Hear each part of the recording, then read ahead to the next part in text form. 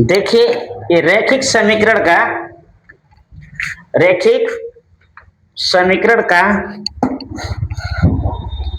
अगर इस तरह समीकरण आ जाए, ठीक है, दो चरों का रैखिक समीकरण का एक चैप्टर है, दो चरों वाला रैखिक समीकरण का, ठीक है।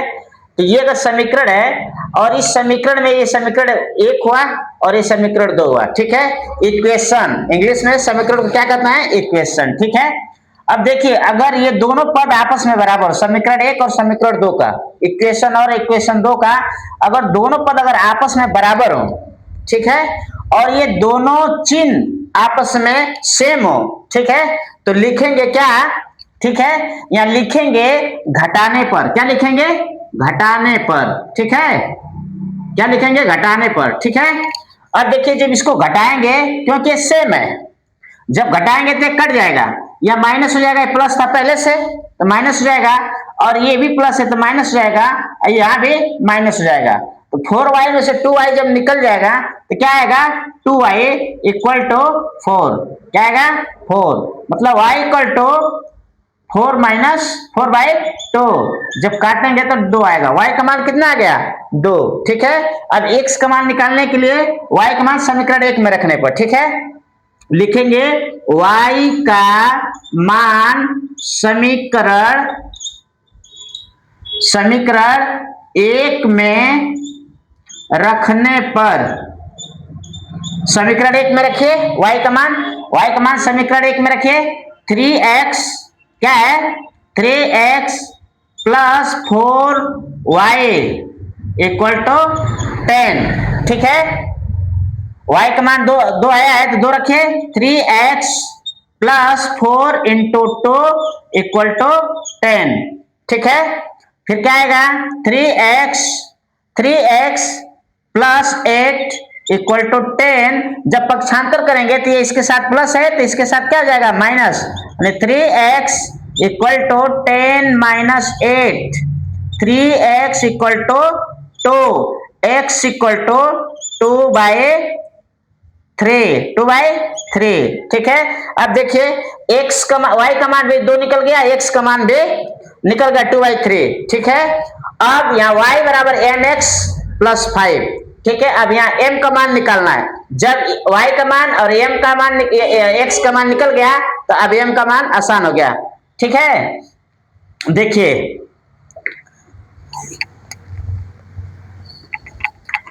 अब लिखिए y बराबर mx प्लस 5, ठीक है। यहाँ y और m का मान रखने पर, ठीक है। तो y का मान कितना आया था? 2। y का मान 2 बराबर m और x का मान कितना है? 2/3 प्लस 5। अब चाहे इसको आप 2/3 इधर है लेकिन आप इधर लिख सकते हैं, ठीक है। कैसे? मतलब 2/3m इक्वल टू, ठीक है, जब ये प्लस है इसके साथ जुड़ेगा तो माइनस हो जाएगा, नहीं 2 माइनस 5, ठीक है। ये कभी भी जब इसके साथ अगर ये होता है ना तो ये चीज इसमें से निकलता है, यानी 2 में से 5 निकलेगा, ठीक है, तो माइनस में आएगा, यानी 2/3m इक्वल टू -3। अब m बराबर लिखेंगे तो क्या आ जाएगा? मतलब इसका हो जाएगा 2m, सीधे 2m, ठीक है, बाई 3 इक्वल टू -3। इसके नीचे एक लिखिए और 3 गुणा कर दीजिए, इसका इसमें और इसका इसमें गुणा कर दीजिए। जब गुणा करेंगे, ठीक है, तो यहाँ हो जाएगा, ठीक है, यहाँ हो जाएगा 2m इक्वल टू -3 इंटू 3, ठीक है, यानी 2m equal to -9, m equal to -9/2, ठीक है। ये देखिए, ये जितना भी पीछे फार्मूला बताया हूं, ठीक है, ये देखिए सब में यूज हो रहा है कि नहीं हो रहा है? ठीक है। इसी तरह से अगर ये समीकरण अगर डिफरेंस हो, ठीक है, इसी पर आप देखिए सवाल लगा लेते हैं, ठीक है। सवाल थोड़ा सा चेंज कर देंगे।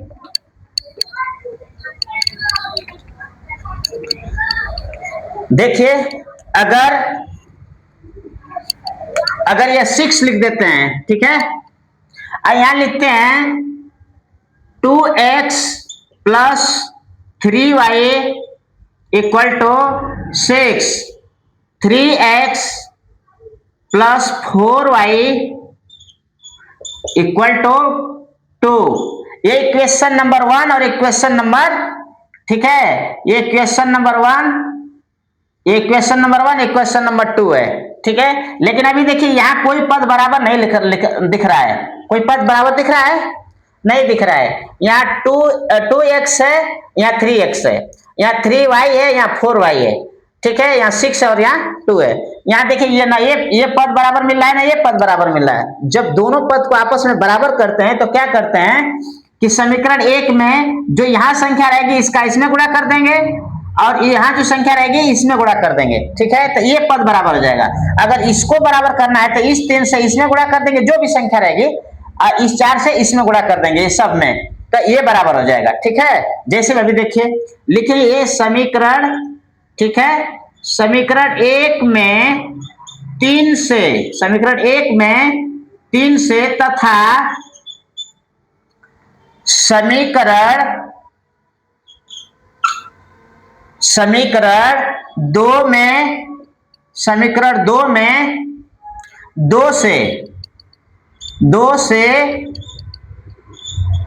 गुणा करने पर, ठीक है, गुणा करने पर, आप गुणा करिए। जब समीकरण 1 में 3 से गुणा करेंगे, 3 से, समीकरण 1 में ये 1 है ना, 3 से गुणा करेंगे तो 3 दूना के 6, 3 दूना के 6 x प्लस 3 त्रिके 9 y इक्वल टू 3 छक्का 18, ठीक है। ये समीकरण हो जाएगा क्या, तीसरा। ये क्या हो जाएगा, तीसरा। अब इसमें 2 से गुणा करने पर, समीकरण 2 में 2 से गुणा करने पर, तो जब 2 से करेंगे तो यहाँ भी 6x प्लस 8y और इक्वल टू कितना हो जाएगा, 4। कितना हो जाएगा, 4, ठीक है। ये इक्वेशन नंबर हो जाएगा चौथा। अब देखिए ये क्या करना है, ये पूरा समीकरण ये बराबर हो गया, ये भी प्लस है, ये भी प्लस, ये भी प्लस, ये भी प्लस, ये भी प्लस, ये भी प्लस, ठीक है। यहाँ लिखेंगे क्या, घटाने पर, क्या लिखेंगे, घटाने पर। अब देखिए ये कट गया, ये बराबर हो गया, ये -6 में से 6 निकल जाएगा, कट जाएगा। यहाँ y बराबर कितना हो जाएगा, 14। y बराबर कितना हो जाएगा, y बराबर 14। अब लिखिए y का मान समीकरण 1 में रखने पर, y का मान समीकरण 1 में रखने पर, ठीक है, y का मान समीकरण 1 में रखिए, ठीक है। तो ये इसमें रख दीजिए, कितना हो जाएगा, 2x प्लस 3, y का मान 14 है, तो 14 यहाँ कितना, 14 बराबर कितना, 6, यानी 2x प्लस 14 यहाँ 42 बराबर 6, ठीक है, यानी 2x प्लस, अब बराबर कर दीजिए, पक्षांतर बराबर जब करेंगे तो 6 में से 42 निकाल दीजिए, 6 में से कितना निकालेंगे, 42, तो 2x बराबर 36, कितना हो जाएगा, 36, ठीक है। जब ये 36 हो जाएगा, ठीक है, 36, तब देखिए लगाइए, अब 2x बराबर 36, तो x बराबर 36/2 इक्वल टू कितना, कितना जाएगा, 18, ठीक है। तो x का वैल्यू कितना जाएगा, 18, कितना हो जाएगा, 18, ठीक है। अब y का मान 14 और x का मान 18। अब इसको जो है, जहां y बराबर mx प्लस 6 है, अब वहां रख लीजिए, ठीक है। चलिए अब लिखते हैं, इन दोनों का मान रखिए,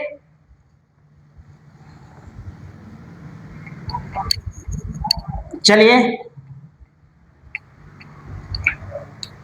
y बराबर mx प्लस 6, y का मान कितना है, 14 बराबर m का मान कितना है, m का मान पूछ रहा है, x का मान कितना है, 18, ठीक है, 18 प्लस 6, ठीक है। अब इसको आपस में करेंगे तो कितना हो जाएगा, 18m 18m बराबर 14 में से 6 को निकाल दीजिए। ठीक है, तो 8 आएगा, यानी 18m बराबर 8, m बराबर 8/18।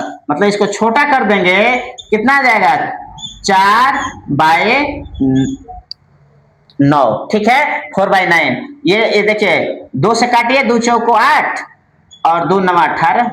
m का मान कितना आ गया, 4/9। ठीक है, तो इसी तरह से समीकरण लगाया जाता है और इस तरह से सवाल लगाएंगे। इस तरह से आप खुद प्रैक्टिस करेंगे। ठीक है।